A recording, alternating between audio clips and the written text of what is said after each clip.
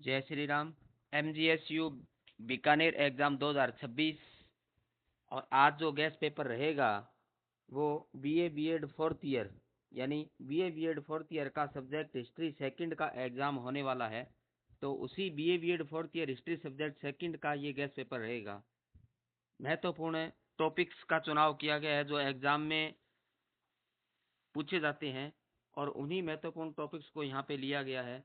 इसलिए आप पूरे वीडियो को बगैर किसी प्रकार के स्किप किए अपने को इन टॉपिक्स को पढ़ना है और अपने जो नोटबुक आप तैयारी कर रहे हैं उस नोटबुक में आप निशान लगा लें और ये टॉपिक्स आप अवश्य पढ़ के आएँ, क्योंकि काफ़ी महत्वपूर्ण टॉपिक्स है, एग्ज़ाम में लगभग पूछे जाते हैं। तो आप इनका निशान लगा करके आप एक अच्छे अंक आप प्राप्त कर सकते हैं। MGSU BA BEd exam 2026 BA BEd fourth year guess paper जो रहेगा वो रहेगा सब्जेक्ट हिस्ट्री सेकंड का, यानी हिस्ट्री सेकंड का ये गैस पेपर है। पहला टॉपिक भारतीय संविधान की मुख्य विशेषताएं व रियासती एकीकरण में सरदार वल्लभ भाई पटेल की भूमिका। तो काफ़ी महत्वपूर्ण टॉपिक है, ये इम्पोर्टेंट है, इसलिए आप इसको आप नोट कर लें। भारतीय संविधान की मुख्य विशेषताएं अपने को पढ़नी है, यानी भारतीय संविधान की विशेषताएं पढ़ें और रियासती एकीकरण में सरदार वल्लभ भाई पटेल की भूमिका को आप पढ़ें। काफ़ी महत्वपूर्ण है, एग्जाम में पूछा जा सकता है, इसलिए आप इसको नोट करके और आप पढ़ के आएँ। दूसरा टॉपिक है, चलते हैं दूसरे टॉपिक पे। दूसरा टॉपिक है आपका कृषि आंदोलन व शिमला समझौता, यानी कृषि आंदोलन को आपको पढ़ना है और इसके साथ क्या करना है, अपने को शिमला समझौते को पढ़ना है। दूसरा है कृषि आंदोलन और शिमला समझौता, तो इसलिए कृषि आंदोलन पढ़ें और शिमला समझौता को आप पढ़ें। दोनों ही महत्वपूर्ण है, वेरी वेरी इंपॉर्टेंट है, एग्जाम में पूछे जा सकते हैं। इसमें छोटा क्वेश्चन भी पूछा जा सकता है और बड़ा क्वेश्चन भी पूछा जा सकता है, इसलिए आप दोनों टॉपिक को अच्छी प्रकार से आप पढ़ के आएँ। कृषि आंदोलन और शिमला समझौता दोनों को पढ़ना है, तो दोनों ही पूछे जा सकते हैं, काफ़ी महत्वपूर्ण है। उसके बाद नेक्स्ट जो टॉपिक 3 पे अपने चलते हैं, तीसरा टॉपिक है भारतीय विदेश नीति में जवाहरलाल नेहरू की भूमिका, यानी भारतीय विदेश नीति में नेहरू जी की भूमिका अपने को पढ़नी है। भारतीय विदेश नीति में नेहरू जी क्या भूमिका थी और वर्तमान भारतीय आर्थिक नीति पर प्रकाश डालिए, यानी वर्तमान भारत की आर्थिक नीति पर आपको क्या करना है, प्रकाश डालना है। तो ये भी काफ़ी महत्वपूर्ण है, इसको भी अपने को पढ़ के आना है, एग्जाम में पूछा जा सकता है। भारतीय विदेश नीति में नेहरू की भूमिका और वर्तमान भारतीय आर्थिक नीति पर प्रकाश डालिए। तो भारतीय विदेश नीति में नेहरू की क्या भूमिका रही है, नेहरू जी की, और दूसरा है वर्तमान भारतीय आर्थिक नीति पर प्रकाश अपने को डालना है। तो ये भी महत्वपूर्ण टॉपिक है, एग्जाम में पूछा जा सकता है, आप निशान लगा ले में और इसको आप पढ़ के आएँ। उसके बाद अगला जो टॉपिक चौथा आता है उस पर ध्यान दीजिए।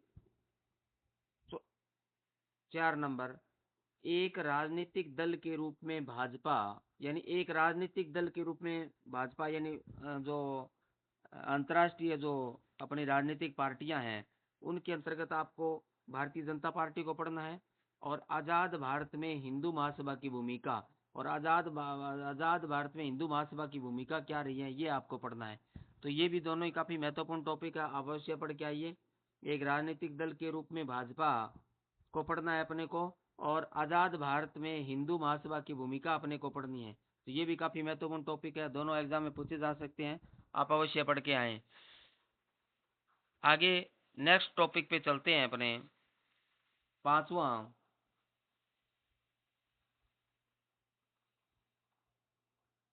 टॉपिक में देखिए क्या दिया गया है। पांचवा टॉपिक, स्वतंत्रता के बाद भारत की शिक्षा नीति, यानी स्वतंत्रता के बाद भारत की शिक्षा नीति अपने को पढ़नी है। स्वतंत्रता के बाद भारत की शिक्षा नीति को पढ़ना है और औद्योगिक क्रांति अपने को पढ़नी है। तो ये भी काफ़ी महत्वपूर्ण है, स्वतंत्रता के बाद भारत की शिक्षा नीति और औद्योगिक क्रांति, ये भी आप टॉपिक पढ़ के आए। इसमें छोटे क्वेश्चन भी आएंगे और बड़े क्वेश्चन भी आएंगे।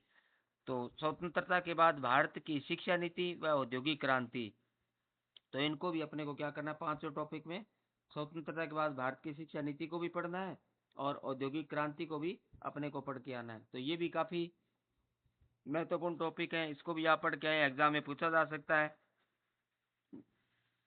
आगे नेक्स्ट टॉपिक पे चलते हैं अपने। टॉपिक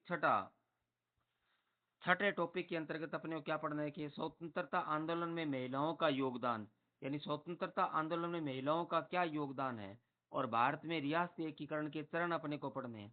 तो ये भी काफी महत्वपूर्ण टॉपिक है। स्वतंत्रता आंदोलन में महिलाओं का योगदान अपने को पढ़ना है और भारत में रियासती एकीकरण के चरण अपने को पढ़ने हैं। तो ये भी एग्जाम में पूछा जा सकता है, काफी महत्वपूर्ण है। इसलिए आप स्वतंत्रता आंदोलन में महिलाओं का योगदान पढ़ें और भारत में रियासती एकीकरण के चरण अपने को पढ़ने हैं। इसके बाद नेक्स्ट टॉपिक पे अपने चलते हैं 7 नंबर पे। 7वां टॉपिक में क्या दिया हुआ है, टॉपिक 7, आजाद भारत में हुए भूदान आंदोलन व जनसंख्या वृद्धि से उत्पन्न समस्याओं और उनके हल पर अपने विचार प्रकट कीजिए। यानी यहाँ भारत में हुए भूदान आंदोलन पढ़ना है अपने को, भूदान आंदोलन को आपको पढ़ के आना है और जनसंख्या वृद्धि से उत्पन्न समस्याओं को पढ़ना है और उन समस्याओं को हल करने में आपके विचार प्रकट करने हैं। तो ये भी मैं आपको कई बार बताता हूँ कि जब आपके विचार का क्वेश्चन कोई आता है तो ये एकदम आपको बोनस के रूप में यूनिवर्सिटीज के अंक दिए होते हैं। तो यहाँ पे फिर ये ऐसा क्वेश्चन पूछा जा सकता है इस पेपर में भी। तो यहाँ आपको क्या करना है कि 7वें टॉपिक के अंतर्गत आजाद भारत है, यानी आजाद भारत में हुए भूदान आंदोलन को पढ़ना है और जनसंख्या वृद्धि से उत्पन्न समस्याओं को पढ़ना है और उनको हल करने में आपके विचार प्रकट करने हैं कि आपके क्या विचार है, उनको कैसे हल किया जा सकता है। तो ये 7वां टॉपिक भी आपको महत्वपूर्ण है, आप पढ़ के आइए, आपके विचार भी ऐसे दिए जा सकते हैं। आगे नेक्स्ट वाले 8वें टॉपिक पे अपने चलते हैं। 8वें टॉपिक में क्या दिया गया है, टॉपिक नंबर 8 यानी लास्ट, ये आपका इस पेपर का लास्ट टॉपिक है। भारत में विज्ञान व तकनीकी की उपलब्धियां, यानी भारत में विज्ञान व तकनीकी उपलब्धियां क्या है वो पढ़नी है अपने को। तो ये भी काफी महत्वपूर्ण, वेरी वेरी इंपॉर्टेंट ये है कि इसके अंतर्गत पूछा जा सकता है कि भारत में विज्ञान और तकनीकी की उपलब्धियां बताइए। तो 8वां ये भी टॉपिक आप पढ़ के आए, भारत में विज्ञान और तकनीकी की उपलब्धियां, ये भी एग्जाम में पूछा जा सकता है। तो इसी के साथ आज के जो गेस्ट पेपर था उसके टॉपिक थे वो आपके कंप्लीट हुए। ये टॉपिक आप पढ़ के आइए, आशा करता हूँ कि आपको एग्जाम में लगभग ये इन टॉपिक से आपको क्वेश्चन मिलेंगे और ये टॉपिक आप पढ़ के आएंगे तो एग्जाम में जो क्वेश्चन पूछे जाएंगे उसको आप अच्छी प्रकार से हल कर सकते हैं। और जो बच्चा इनको पढ़ के आता है तो वो एग्जाम में अच्छे अंक भी प्राप्त कर सकता है।